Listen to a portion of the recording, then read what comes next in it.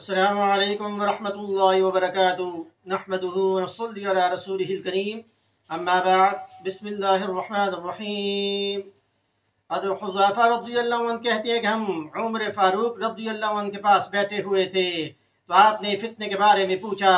حذیفہ رضی اللہ عنہ نے جواب دیا کہ مجھے یاد ہے جیسے نبی اکرم صلی اللہ علیہ وسلم نے فرمایا کہ انسان کی آزمائش اس کے گھر والوں، اس کے مال، اس کی اولاد، پڑوسی کے ذریعے سے ہوتی ہے، یعنی جس فتنے میں وہ مبتلا ہوتا ہے تو پھر نماز، روزہ، صدقہ، نیکی کا حکم کرنا اور برائی سے روکنا اس کا کفارہ بن جاتے ہیں۔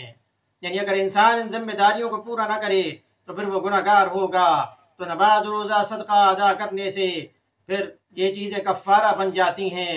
لیکن عمر فاروق رضی اللہ عنہ نے یہ فرمایا کہ میری مراد اس سے یہ نہیں، بلکہ میری مراد وہ فتنہ ہے جو سمندر کی موجوں کی طرح امڑ کر آتا ہے۔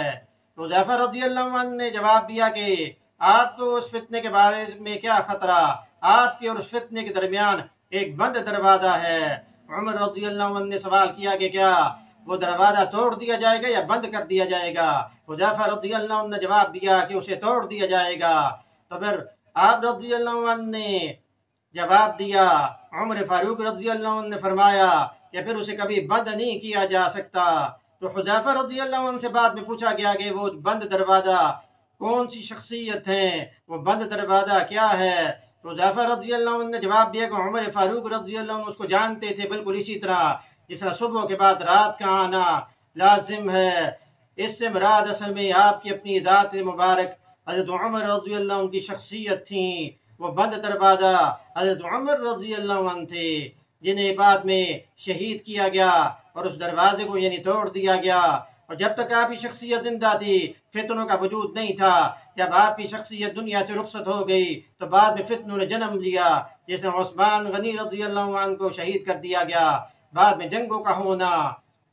تو اسی طرح عمر رضی اللہ عنہ کے بارے میں نبی اکرم صلی اللہ علیہ وسلم نے فرمایا کہ آپ جس رستے سے جا رہے ہوتے ہیں اگر شیطان اس رستے سے آ جائے تو شیطان وہ رستہ چھوڑ دیتا ہے۔ تو یہ عمر فاروق رضی اللہ عنہ کی شان تھی۔ اللہ پاک ہمیں سنت پر عمل کرنے کی توفیق عطا فرمائیں، صحابہ کرام کے نقش قدم پر چلنے کی توفیق عطا فرمائیں، حدیث سننے کے بعد اسے شیئر بھی کریں تاکہ یہ آپ کی صدقہ جاریہ بن جائے۔ وما علینا الا البلاغ المبین۔